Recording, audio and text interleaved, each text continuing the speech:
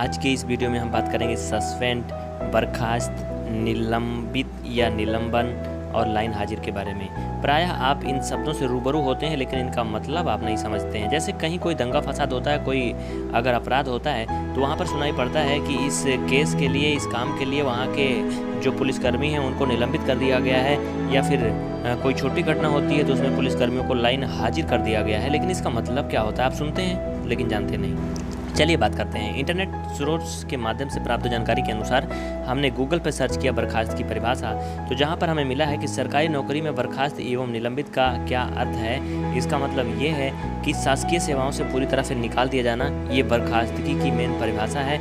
इसके बाद में तनख्वाह बंद हो जाती है, सैलरी नहीं मिलती है, केवल सेवानिवृत्ति के ही शेष मिलते हैं, बाकी कुछ नहीं मिलता है। और एकदम से नौकरी से हाथ धो लेता है वो व्यक्ति जो बर्खास्त होता है, मतलब फिर उसको उस डिपार्टमेंट और नौकरी से कोई मतलब नहीं होता है। लेकिन एक बात और, जल्दी से किसी को बर्खास्त नहीं किया जाता है। अगर आप सरकार के खिलाफ कोई आवाज़ उठाते हैं या फिर आप कोई बहुत बड़ा अपराध करते हैं तो फिर आपको अक्सर बर्खास्त किया जा सकता है। जैसे उदाहरण के लिए बनारस के तेज बहादुर यादव को आपने देखा होगा, जिन्हें बीएसएफ से बर्खास्त कर दिया गया था। उन्होंने आरोप लगाया था कि बीएसएफ यानी कि जो सीमा सुरक्षा बल है उसमें बॉर्डर सिक्योरिटी फोर्स को ख़राब खाना दिया जाता था, जिसके कारण उन्हें बर्खास्त कर दिया गया। इसके बाद उन्होंने पर्चा भी दाखिल किया संसदीय क्षेत्र, मोदी जी के संसदीय क्षेत्र बनारस से चुनाव लड़ने के लिए। वहाँ से भी उनको इसी बात का हवाला देते हुए उनका पर्चा भी निरस्त करवा दिया गया।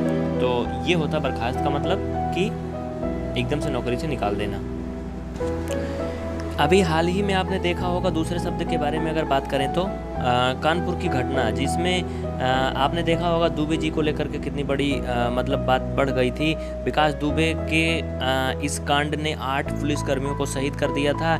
और उसके बाद क्या हुआ, यहाँ पर आप इसे पढ़ सकते हैं, न्यूज़ में भी था कि पुलिसकर्मियों की हत्या के बाद घेरे में आए चौबीपुर के थाना अध्यक्ष विनय तिवारी को निलंबित कर दिया गया है। कानपुर के पुलिस के महानिरीक्षक मोहित अग्रवाल ने पत्रकारों को बताया कि थाना अध्यक्ष विनय तिवारी के ऊपर लग रहे आरोपों के बाद उन्हें निलंबित कर दिया गया।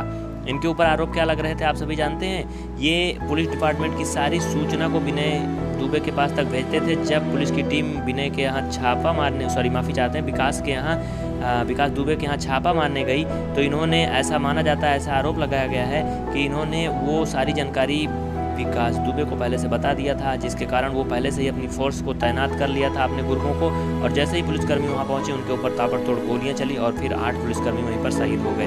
तो इसका मतलब ये नहीं कि उसको बहुत बड़ी सज़ा मिल गई। निलंबित करने का मतलब ये होता है उसे, जिस देखा यहाँ क्या लिखा है, दोषी नहीं लिखा, आरोपी लिखा है। दोषी और आरोपी में अंतर होता है, याद रखना। अगर यहाँ पर दोषी वर्ड होता तो उसको निलंबित नहीं बर्खास्त किया जाता, लेकिन यहाँ आरोपी है। तो अब इसके बाद इनके आरोपों की जांच की जाएगी। अगर ये जांच में सही पाए जाएंगे तो इनको बर्खास्त कर दिया जाएगा, नौकरी से निकाल दिया जाएगा। लेकिन निलंबित का मतलब इनको कुछ दिन के लिए निलंबित किया गया है। निलंबित का मतलब ये होता है उनको आधी सैलरी मिलेगी, 1/2 जितना दिन के लिए निलंबित हुए हैं। अगर ये इस आरोप में सही पाए जाते हैं तो इनको कुछ भी नहीं मिलेगा, आधी के बाद जो मिला वही मिला है, उसके बाद कुछ नहीं मिलेगा, इनको नौकरी से हटा दिया जाएगा। लेकिन अगर ये आरोप गलत पाए जाते हैं और इन्होंने ऐसा कुछ नहीं किया था तो इसके बाद इनकी जो सैलरी बची हुई है 1/2, वो भी सैलरी भी मिलेगी और फिर ये अपनी सेवा पर पुनः वापस आ जाएंगे।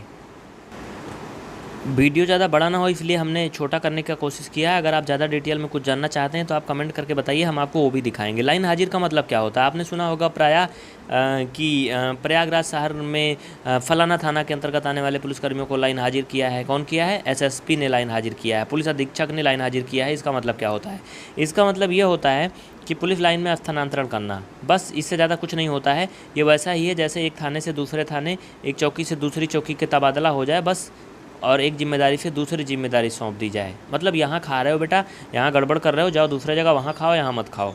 तो क्या होगा, वहाँ की जो जनता है वो थोड़ा असंतुष्ट हो जाएगी कि भैया इन्होंने गलत किया, इनको यहाँ से हटा दिया गया। मतलब जनता तो यही समझती है कि उसको बहुत बड़ी सज़ा मिल गई, जबकि उसको कुछ नहीं मिलता है। ऐसा कुछ नहीं होता है। वो वहाँ से जाता है, दूसरे जगह भी वही कर्म करता है और फिर वहाँ से हटा के दूसरे जगह किया जाता है। सरकार जल्दी से किसी भी सरकारी कर्मचारी को बर्खास्त नहीं करती है। इसका कारण आप जानते हैं, क्योंकि किसी भी सरकारी कर्मचारी की नियुक्ति के लिए बहुत पापड़ बेलने पड़ते हैं। उसके लिए वैकेंसी आती है, फिर एग्ज़ाम होता है, फिर इंटरव्यू होता है, फिर जो भी उसके लिए रिक्वायरमेंट होता है सब कुछ होता है, तब किसी तरह से ज्वाइनिंग होती है। तो ऐसे किसी भी कर्मचारी को जल्दी से हटाने का किसी को अधिकार नहीं है। लेकिन जब उसके बड़े कोई भी अपराध या दोष सिद्ध होते हैं तो उसको सरकार हटा सकती है, ऐसी बात नहीं है। लेकिन जल्दी से आपने सुना नहीं होगा जिसको बर्खास्त किया जाए या सस्पेंड कर दिया गया।